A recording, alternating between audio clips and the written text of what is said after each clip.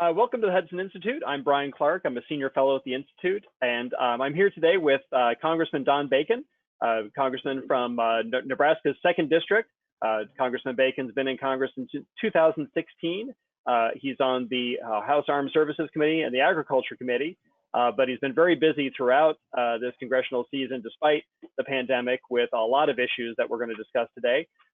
Congressman Bacon is a retired Brigadier General from the U.S. Air Force, where he specialized in electronic warfare, electromagnetic spectrum operations, and intelligence over his 30-year career, and both served at every level of command in the Air Force. So we'll probably talk a little bit about that as well.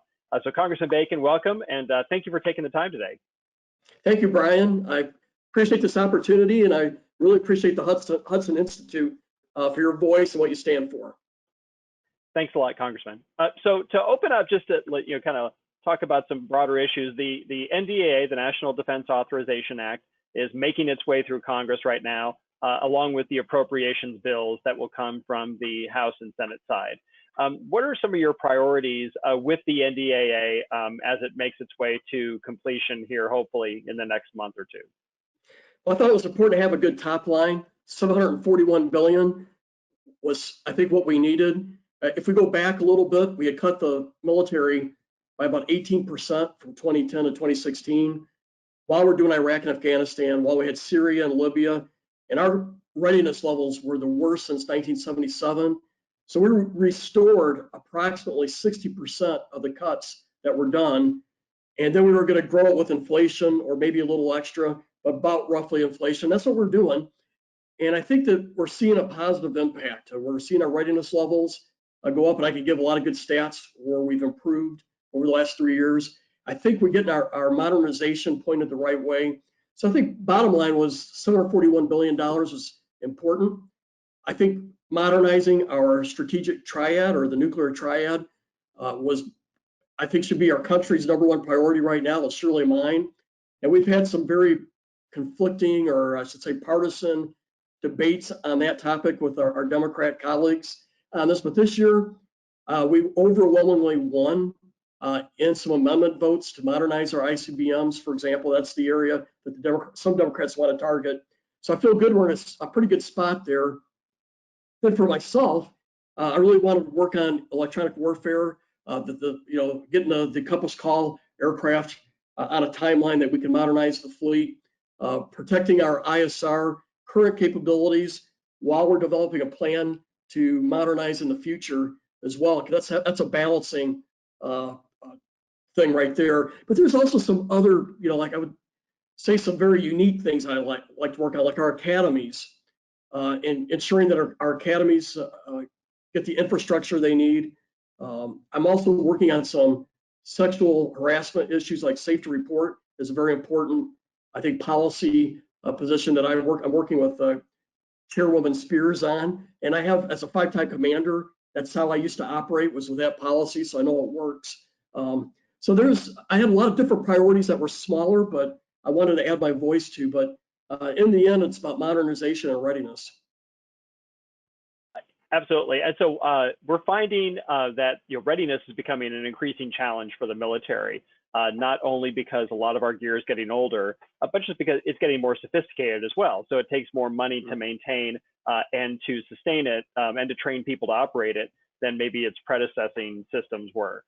So one of the challenges we have is being able to continue to pay for sustainment while at the same time investing in modernization. It looks like the Congress has hit a sweet spot maybe in how to achieve that. Did you think about establishing more metrics or driving the Department of Defense to come back with more answers with regard to its progress in readiness? Because clearly there's been some improvement, but it's unclear whether that improvement will be sustained as we start to have to spend more money on procurement. We have made some progress. The Navy 3 years ago only had 50% of their aircraft that could fly. Today they're at 80%. That's a significant increase. We had 58 combat brigades in the Army 3 years ago, and only 3 could fight tonight, as they said it.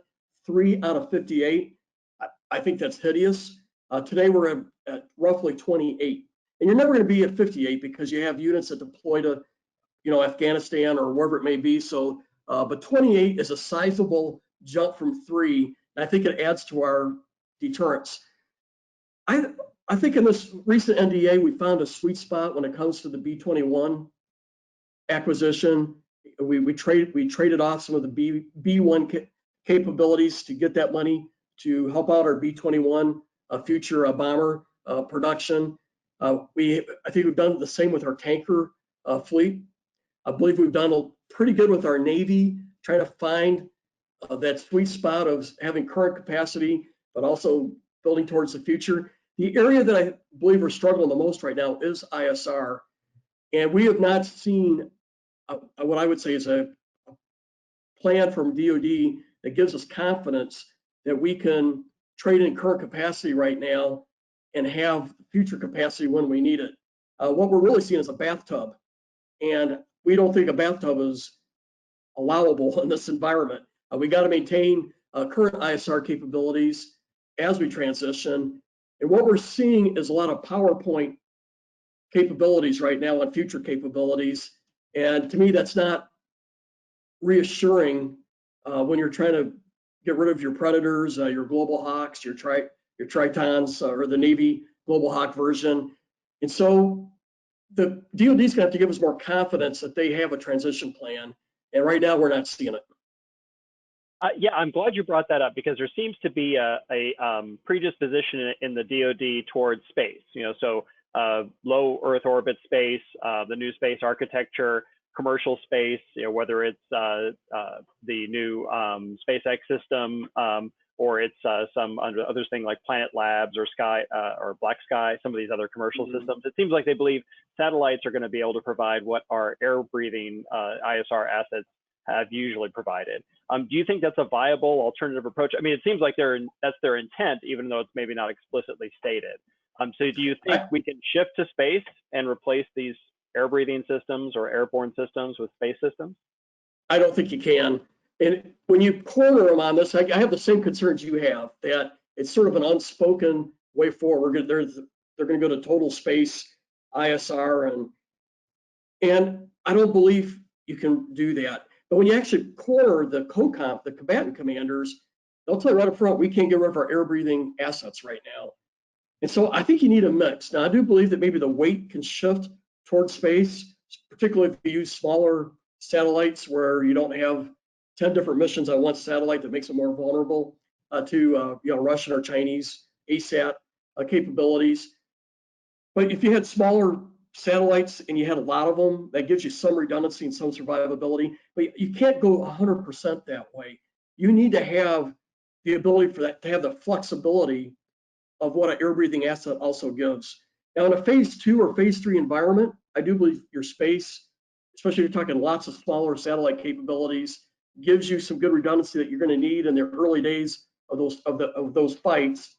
But in a phase 0, phase 1, your air-breathing ISR platforms are irreplaceable. I think our COCOM commanders want them, they need them.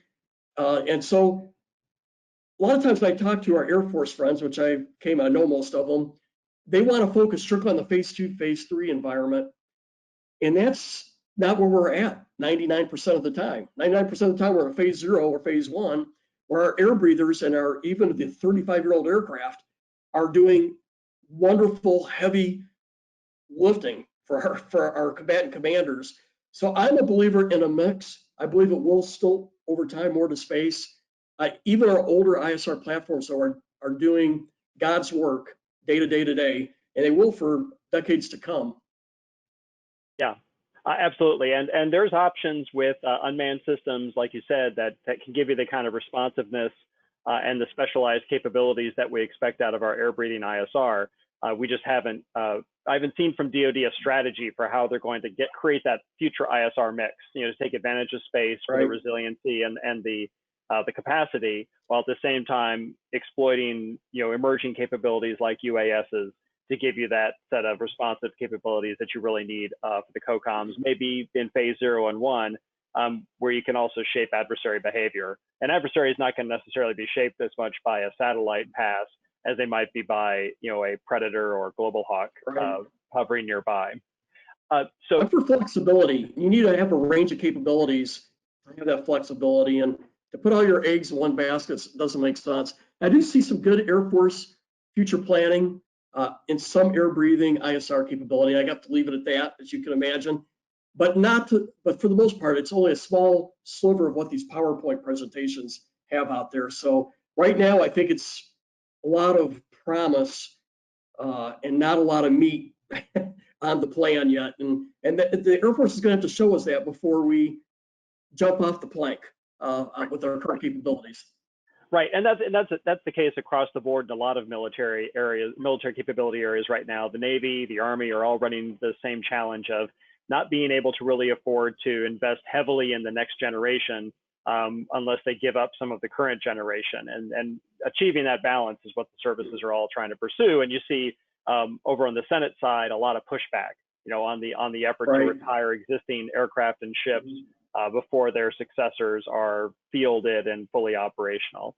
But that'll just continue to be a balance that has to be struck. So on nuclear modernization, which you mentioned, obviously there was a lot of talk about trying to go maybe to a dyad, to eliminate the ground-based leg of the triad or truncate it in some way. And then you also have the START II negotiations that are in some kind of hiatus right now while the administration tries to get China on board.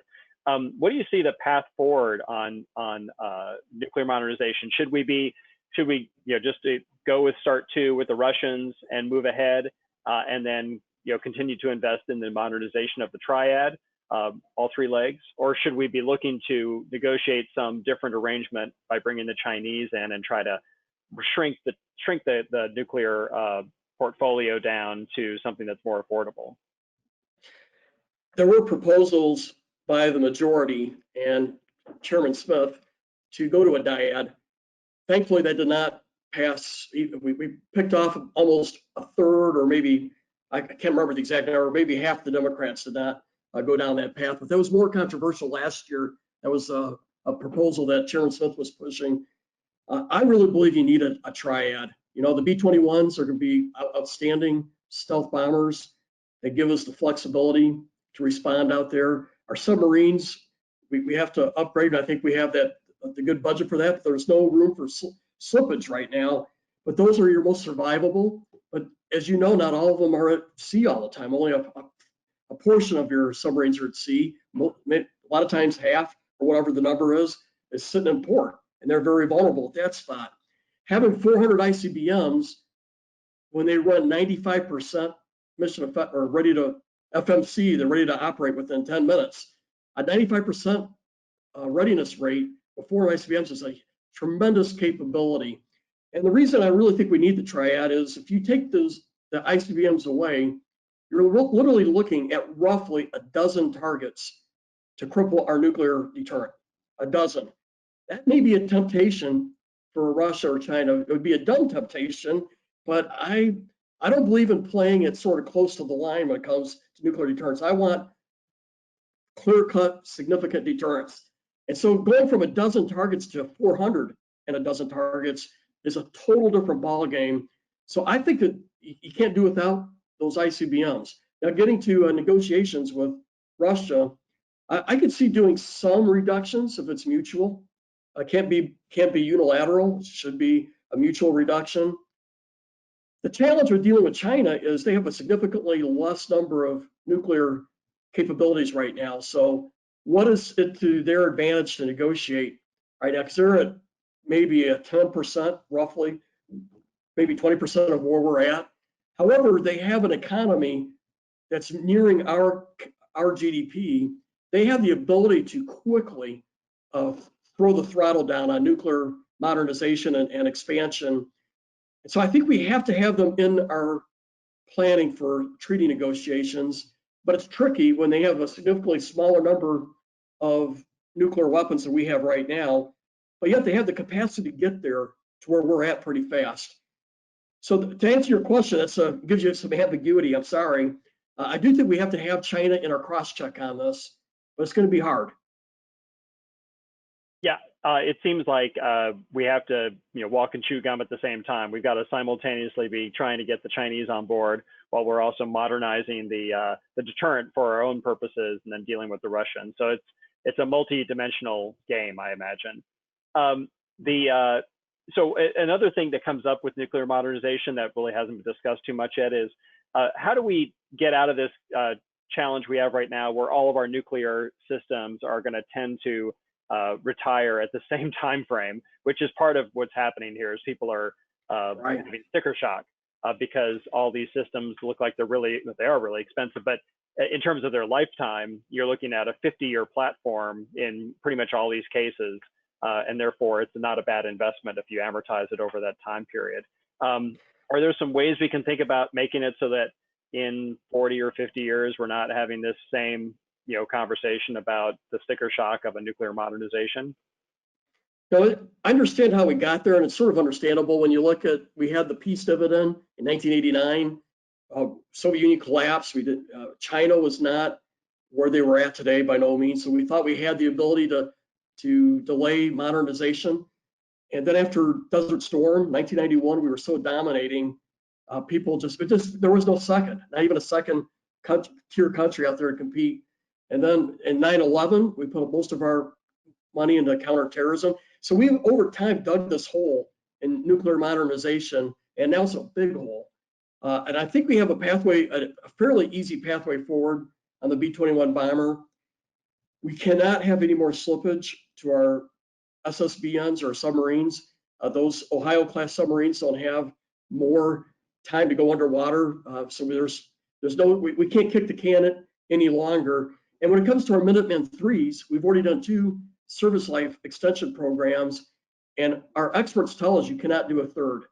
To do a third would cost more than putting in more new ICBMs, is what we're being told. And I believe it. I mean, these ICBMs were, the Minuteman was put in the 1960s. Minuteman III was the early 70s. At some point, you got to replace these things, and that's probably been the biggest vulnerability. Is people are looking at that as the spot to cut, but I don't think you can. I'm a big advocate for having them, as I've already mentioned, and I think right now we have a budget that takes us down this path to get all 3 modernized. But in the future, we can't have them all come due at the same time. That gets to your question. We're going to have to find a better stagger plan to get there. But we knew that 10 years ago and 20 years ago. We kept delaying this modernization because we were fighting a war in Iraq and Afghanistan. And all the explanations are there, and I get it, but we're paying the dues now.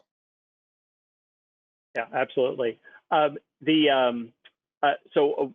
thing that this raises, or combining these topics together, you wrote recently about the importance of allies and the importance of partners in dealing with competitors like China. Our readiness, the ability to sustain readiness while modernizing, is part of our conventional deterrent. We have a nuclear deterrent that we're modernizing, but it seems like if we want to improve our deterrence capability, we got to avoid going it alone. How do we, to elaborate on your article a bit, what would you say are some good ways that we can join efforts with our allies and partners, particularly in the Western Pacific, but also in potentially in Europe and Asia, dealing with Russia and China as these great power competitors? First, we need to have an honest discussion with our own citizens. Right now, we're divided on how much do we want to be part of the world and how much we want to work with our allies. And we have to be very clear that a world without United States having a strong voice is a more dangerous world, a more hostile, barbaric world. And that we have to have that honest discussion. China and Russia do not share our values. Iran wants to be a regional hegemon. They do not share our values there. They threaten our allies. But the Americans need to accept that or embrace it. I think we're going to have this discussion to get there. We're not there yet. Further, we can't go it alone. So America's voice is a mandatory voice in this world where the 2 rival powers nearing our power do not share our values. But we cannot go it alone because China is nearing our GDP alone. And so how do you compete with China if they have the same GDP while you're worried about Europe, the Middle East, doing space, doing nuclear deterrence? You can't do it. If you try to do it, we go bankrupt. And so I think this discussion's needed in America because I don't think there's a consensus right now that this is a smart way forward. To me, I see it pretty clearly. This is the way we have to go forward. Then we have to have this conversation with our NATO allies. Japan, Australia, other countries in the Far East, I'll just say, our Middle East friends like Israel, and say that we're the free countries and the countries that share our values. We need to work together to compete against China and withstand the Russia threat which they pose. You know, they only have 10% of our GDP, but their nuclear inventory matches ours. But you mix it up with China and Iran, this becomes a hard problem. And so I think we have to have this discussion with our allies, saying we are stronger together, militarily, national security, and also economically. I very much support the multilateral trade agreements that give us a leg up over China and Russia. I wish we would not have walked away from the TPP and the TTIP, the Asia Trade Pact and the European one, because I believe in the end that gave us a stronger position versus China and Russia. And we're going to have to start seeing the world as the free world versus the totalitarian world of which Russia and China represent. And if we don't work together, we're going to be picked off separately. And so we need to build a team of free countries that work together economically and national security if we want to have a world that largely reflects our values of human dignity and freedom, equality under the law, these things that we hold dear. If we don't do that, we're going to see a world that goes down the path of China or Russia with their values, and that is not a good world. Right, absolutely. Well, that your argument there brings up the importance of this being more than just a military effort. It sounds like you're saying this needs to be really a whole of government effort. We need to use all the instruments of national power. Right. Thinking about back to War College. Economics are clearly part of it. Trade's clearly part of it. Have you thought about, or what could we do in the information domain with our allies and partners that might improve our position relative to China and Russia? Clearly, those two countries have a very aggressive information campaign that's combined with, in a lot of cases, their economic message, their economic strength. Things like One Belt, One Road is an example of that. Are there ways that we can improve our ability to communicate to target audiences like unaligned countries or countries on the bubble, like in Southeast Asia or in the Central Asia? Well, absolutely. There's multiple aspects to your question, and so I do believe in a strong cyber capability, and so that's a little bit of what I did when I was in the Air Force. I also very much believe in closed societies. We have to use radio and other means to communicate. I really believe that if we could get to the North Koreans, we could have, some leverage. But of course, they have radios there with only one frequency. So so it's hard. I also believe in Iran. That's another opportunity to communicate in there. And it's a little harder in an open society to have the same capabilities that China and Russia does. But yet, if you look at the history of, I'll just give you an example, World War II deception, the United States and England were masters at it. We were the masters of deception. So open societies can still have a good information strategy, a warfare strategy, if you will, and we've proven that. But it's a little more challenging. And I worked in Iraq with General Petraeus, and I was in the information operations sphere, and we just have we have some rules there because we're not supposed to do IO against our own people. So if you're trying to information against the enemy, you have to be careful how you use your own media to get there because that's illegal. I mean, it's against our values. So we do have a little bit of hurdles to jump there, and it's a little more challenging. But I know one thing, I'm a big believer in the U.S. putting money into radio into Iran and North Korea and some of these closed societies. That's just one avenue. I think there's cyber capacities there as well that we should be maximizing. Yes. So the Senate in its NDAA and some of its other work has really been pushing the idea of a Asia-Pacific investment strategy for the military and trying to change our military posture in the Asia-Pacific or Indo-Pacific, by investing in infrastructure, in training facilities, in ranges, in the ability to do more forward posturing of ground forces to do some of the operations that the Marines are talking about with expeditionary advanced bases. So how does on the House side, how is that work being perceived? And do you think that there'll be some agreement on a set of investments that kind of mirror what's been done in Europe with the European Reassurance Initiative? Yeah, in fact, that was Mac Thornberry's top priority, and we voted it through out of committee. So I think there's agreement that this is something we need to do, like we did in Europe. We need to do the same thing in Asia. And so I think there may be some small differences with what the Senate has, but I believe they'll be easily reconcilable in the conference committee. So I think this is going to happen. Another area that the NDAA addresses in some ways, and that we're going to probably have to address in a lot more ways as a nation, is the people dimension of our military. Obviously, our military is becoming more sophisticated. Training and qualifying people for operating military systems is becoming more challenging. And then we also have cultural issues that are making it more difficult for our military to necessarily operate at peak efficiency. So what are some of your concerns when it comes to, I guess, preparing the next generation of military operators? Because I mean, I'll tell you from my own personal experience, when I was a commander in the Navy, the young people were very similar to my own experience. And as I got older, I noticed that I became less and less familiar with their lives and how they experienced everything. So it gets more challenging as you get older to be able to really relate to these younger people and the incentives and the challenges they face. So how can we improve the ability of our military to prepare that next generation for service? I believe there's three things that I'm looking at right now. First of all, I worry about our physical fitness coming into high schools. When 71% of our youth cannot qualify to join the military, we got a problem, right? And totally different than what I had growing up, but I was born in '63, so a lot of my formative years was in the '70s. And we had 3 TV channels growing up. And during the daytime it was soap operas, so I wasn't watching TV.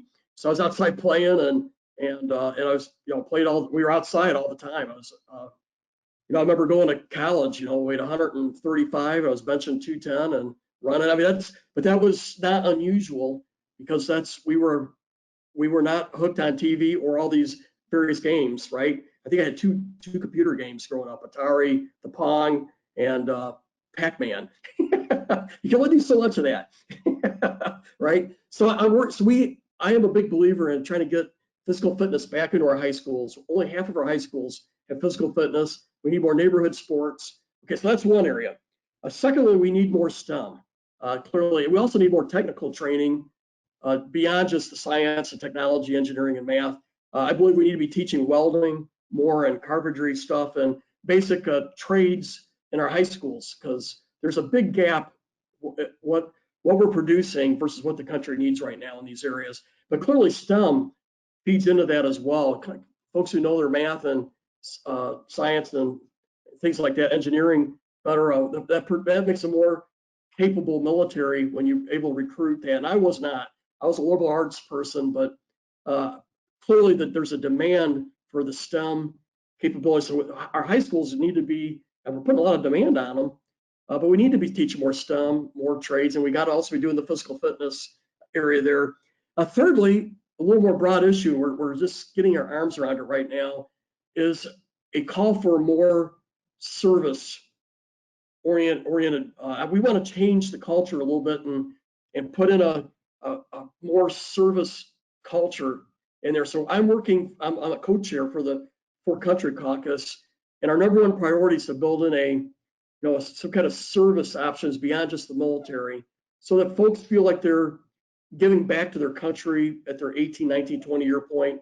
We want to make it voluntary, but we see that our country can benefit from folks from all over our country coming together doing service in some capacity, not just military. It could be the Peace Corps. It could be helping out in the more challenging neighborhoods that need more, volunteers in the schools, whatever it may be. And so that's an area that I think could help bring our country together, because right now the partisan divide is such that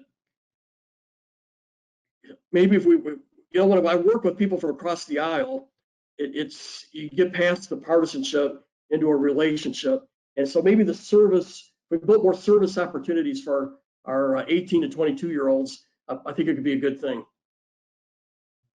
Yeah, absolutely. And so this kind of to another issue that you've been addressing recently, you're a co-sponsor on a bill to rename bases that are currently named for Confederate generals or Confederate leaders. So obviously that's important from a just perspective of rethinking our relationship to the Confederacy and to the Civil War. But what do you think are the benefits of making those changes beyond just trying to do the right thing? Yeah, I went to National War College in 2003 and 4. My elective was the Civil War, so I was aware of these bases and their history since 2004 timeframe, somewhere in there. I never liked it. My family prior to the Civil War they were from Virginia, and they became abolitionists. They fought for the North. And if my great-great-great-grandfather, John Bacon, knew that he fought for the North from Virginia and we're naming bases after Confederates, I'm sure he would have been mad, though I didn't know him. Right? And so my overriding view on this is I think it's disrespectful to our minorities that serve. Our African-American folks who go to Fort Bragg or Fort Benning, they're serving in special forces. I think we could do better to respect them by not having them be at bases named after Confederates generals who violated their oath, fought a civil war, which resulted in 600,000 Americans dying for the cause of slavery. And I recently talked to about 30 African-American supporters of mine, and one disagreed with me. The other 29 were like, we should not be having bases named after Confederates. And I went through all the art. I thought it would be more obvious that this was right than in reality. I mean, I got some of our older supporters of mine did not like it. A lot of our younger supporters did. That's how it seems to be breaking out. But I've heard, Don, you're erasing history. No, we're acknowledging history. This is acknowledging history and what was done by these individuals. I also heard you're caving to Antifa or to the organization Black Lives Matter. I believe in Black Lives Matter. I don't agree with the organization. But I said, no, I'm not. I'm doing what I think is right. And we should not base our decisions on what our political adversaries think, and just do the opposite. That boxes us in a corner. That gives them power they should not have. In the end, I think my moral compass is clear that these folks were fighting for a cause and they violated their oath. They rebelled against our country. And I believe we can do much better. So I'll give you an example. Wouldn't Fort Benavides be a great name? And for those who don't know, Sergeant Benavides, Medal of Honor recipient, the guy was shot and wounded 47 times in one fight. So he could rescue 8 people on the battlefield. He volunteered to do it. And even after being shot and wounded 47 times from grenade fragments, killed a North Vietnamese or Viet Cong with his bare hands, defending his people. I mean, this guy is a tremendous hero. And I think we can name a base after him much better than, say, General Benning. Yeah, absolutely. Well, and then there's a benefit in terms of just how do we treat our people? Do people feeling like they're included in the military? If we're trying to expand the pool of people that are going to be qualified and interested in military service, then we have to make the military, stand for the things right. that we say it does, as opposed to. By the way, General Milley did a great job yesterday. General Milley spoke on this. Yeah. I thought he hit a home run, and I'm like, right. Amen, General, preach it. Absolutely. It's great to see him step out on this issue and not let it be only the realm of the political discussion. So one thing I want to make sure we address before we have to close out here is a topic near and dear to our hearts is electronic warfare and electromagnetic spectrum operations. The DoD is getting ready to release a new electromagnetic spectrum superiority strategy. I know that you've been pivotal in trying to get this change made and get the department to do a better job of governing its actions and its efforts in the electromagnetic spectrum. What are you looking for in that strategy? And then how do you think that Congress can partner with DoD to improve our ability to control the spectrum, to deny it to others, and to use it for our own purposes? Well, I'm really proud of our team, and it's been a team effort. I had some great folks on our staff that helped make this reality. And so anything happens, it's a team, but a lot of folks will not know the electronic warfare. That's not something that's common language or knowledge on. But I believe our office has changed the trajectory of EW. And, you know, if nothing else, 5-10 years from now, I hope I can look back with pride, knowing that we made a difference here. And, you know, in the 1990s, we had the preeminent electronic warfare capabilities in the world. We had the right leadership at the top, the right training, the right doctrine. I could go on and on. It was the best, but we walked away from it because we had such overwhelming superiority and capability coming out of really Desert Storm was what informed that. And today we are not the preeminent electronic warfare. I would say China and Russia have invested much more heavily than we have. And that's scary. And so what people need to know is electronic warfare allows us to connect to our space satellites, right? Our satellites in space. It allows us to talk to our aircraft. It allows us to use radar. It allows us for our ships to do ship-to-ship communications and communicate back home, or to guide weapons. And I could go on and on. But the electronic magnetic spectrum connects all the other domains. And frankly, I think it is a domain.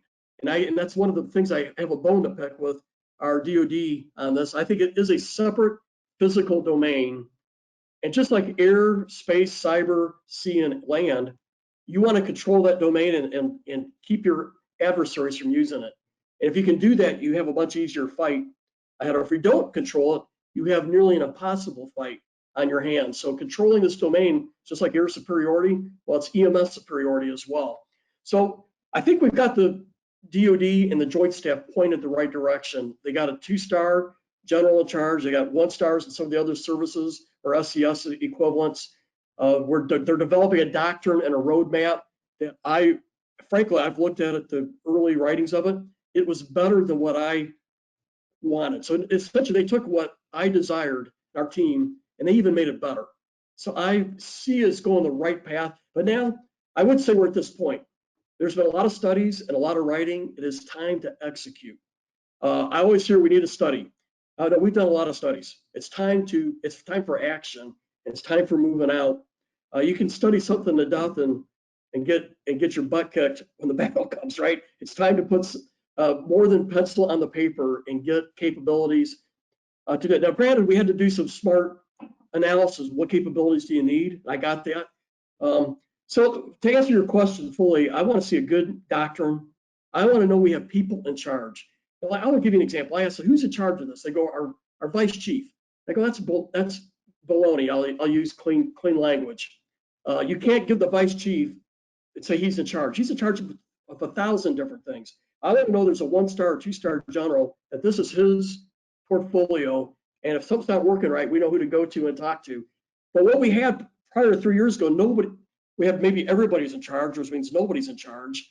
And so I want to make sure there's someone in charge at the Pentagon for EW, that we have a quality doctrine, and that we have the analysis of where we should be investing in the future. So I would say that's sort of where I'm going, but I would say that the Joint Staff and the services have done that, and I think even made it better. So I like where we're headed, but enough talk. It's time to move out. Yeah, absolutely. And I think the key is to be able to come up with an investment strategy, like you said, and start moving the money in the direction that's going to make the most difference. I think we've seen, for the past few years, there's been a lot more money going to EW, but it's maybe not going in the right places. It's going to fill gaps that maybe aren't the most important ones. It's going to sustain systems that are maybe ones that we're probably not going to need in the future. So really getting the priorities straight in terms of the capabilities that we need to have is going to be important. Nobody was in charge. Right. If you had nobody in charge, it's sort of haphazard, and that's why we wanted to make sure we had somebody in the J3 or the J5 that was a belly button on this. Granted, that person's going to answer to the vice chairman. It would be Gerald Heighton. Gerald Heighton, by the way, has got a great heart on this. But Gerald Heighton can't be just the sole EW. He's doing lots of different things there too. We needed somebody in the Joint Staff that was his person, but that's not to take away what the Stratcom's doing. They have the electronic warfare office that's there, and each service has to plug into that. So I think we're pointed the right direction. Now we can't just, now we gotta be more than just pointed the right way. We gotta actually be accelerating down that azimuth and getting stuff done. Yeah, absolutely, absolutely, and I agree with you wholeheartedly on the idea of a domain, because it seems like a semantic argument, but it really drives all of your analysis and your decision making if you think of it as a domain rather than just a tool, a utility, you know, a maneuver space. Making a domain really Right. changes the whole analytic framework. I've been in these debates now. I debated on this as a one-star general, and I could tell I didn't have enough clout to turn this around. But I talk to people about making it a domain because it is a physical domain. It's a finite domain Right. that you have to control and keep your adversary from monopolizing on it. And so, but when I bring that up, they say, Don, you're just trying to get more money. And I go, well, not really. I just want to be honest that this is a physical domain. And if you get the truth right, that foundation right, then I think other things fall in place. Now, that doesn't mean that you have to spend as much on the EMS as you do air or space or sea or Navy or sea control. I don't think that's to me, that's not a logical next step. But that's why this gets defeated is there are senior leaders out there think this is a way to get your hand in the cookie jar and get more money. And I never really saw it that way. I just wanted honesty on this, as if you can't even get the honest fact that this is a physical finite domain that we want to control, then it's hard to achieve success beyond that, because you don't have we don't have ground truth on it. And so I don't know that it's going to end up being called a separate domain. I think they've gotten it as close as they can without actually saying it, is where we're at. Right. Right, I agree. But I think the work that you've done and that your staff has done in driving this conversation has been absolutely game changing when it came to the EMS, because it's been a long time that we've, like you said, have rested on our laurels, and now the bill is coming due. You know, we have to come up with a better way to achieve. I'm proud that we forced the discussion by multiple NDAA things that are demanding what we're getting. Right. But what I like about it, I would say they did not only just do what we demanded. I hate to say it that way. They've actually done better from what I can see. Yeah. So there were some smarter people than me in those rooms. Okay, here's our problem. Congress is asking us, and they came up with something. When I heard it, I go, "They got it, man. You've taken my plan and made it better." That's a good thing. I agree. Yeah, I agree. They've done a good job of coming up with an approach that really tries to gain advantage rather than just trying to fill all the gaps, you know. So I think they'll come up with something that we can afford. I mean, it's got to be something we'll be able to execute, and I think they've done that. So I'm looking forward to it coming out and being implemented, and that'll be, like you said, the challenge is governance and implementation at this point. Right. Translating that into action. I'm tired of talking. It's time to move. That's right. But a great success. So congratulations to you on that. And to sort of cap off a very busy legislative season. So that's very good. So Congressman Bacon, thank you very much for being with us. I want to make sure before we break, are there any other topics you want to bring up, or do you want to address anything before we go? I think we've covered the primary things that I've been working on, at least in the national security area. You've done a great job covering it. I'll tell you, at a local level, that Offutt was destroyed by a flood a year and a half ago, and we had a World War II runway that's not been it's still the World War II runway. So I would just say, from a local perspective, Offutt's the second largest employer in Nebraska, right? $2.7 billion investment in Omaha. Of course, it's got Stratcom. I mean, it's important for us from a military perspective. But I'm really proud of the work we've done the last 2 years. We got a full runway rebuild, and we have an $800 million rebuild of the base where the flood destroyed it. And I would just say that it's really taken a lot of my time to get that right, too. It was the worst flood in the history of Nebraska throughout the entire state. And 1/3 of the base was underwater. And it was 1/3 of the runway was underwater. So it was a terrible thing to see. Wow, I mean, that's normally the kind of thing we talk about with hurricanes and bases that are on the coast. So it's incredible that you're able to bring that level of attention to it and help solve a problem for your constituents. So we had a 21-hour hearing. Before we started the hearing, I was told the money was in the bill.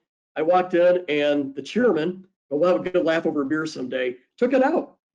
He says, no, the Air Force, and it was not only off, it was Tyndall. It was also for the Marines, Cherry Point, Lejeune had it, and we got Edwards. Yep. They had an earthquake. So we had 5 bases, and they took all the money out, so the services got to pay for it out of Hyde, out of their top line. And so I was mad because it was in there prior to me. It was in there 24 hours earlier. And so at 10 o'clock, we started, and I started the hearing off, and I'm going to pound my fist on the table. I'm going to raise holy hell on C-SPAN all the way through until this gets done. This is my number one thing. I will not back off. I'm going to be the worst pain in the butt you've ever had. And so, and we went all, and they had, mine was supposed to be our earlier topic, and Chairman Smith, and I'll say in the end, we got together, got it right. So I appreciate him. I've actually appreciated working with him this past year, but it kept slipping back. And at 5 in the morning, I had enough Democrats now supporting me, so I think I was going to win based off of vote. I was going to make it. I was going to beat him on the floor. But he came and says, "Okay, Don, you got 2.3 billion." This is at 5 in the morning, and then we 7 a.m. It was a 21-hour hearing. Wow. How's that for? It was a marathon. That's right. Sometimes that's what it takes to get the job done. Unfortunately. Well, Congressman Don Bacon, thank you very much for being with us at the Hudson Institute, and it was a great conversation. I'm glad I got a chance to have this with you, and it's great to get to chat with another old crow. So appreciate that. Thank you very much. Good luck Bryan. on the rest of the NDAA, and thank you for being with us. Thank you all for watching today, and I'm Bryan Clark from the Hudson Institute, and until next time, have a great day. Thank you. Thank you.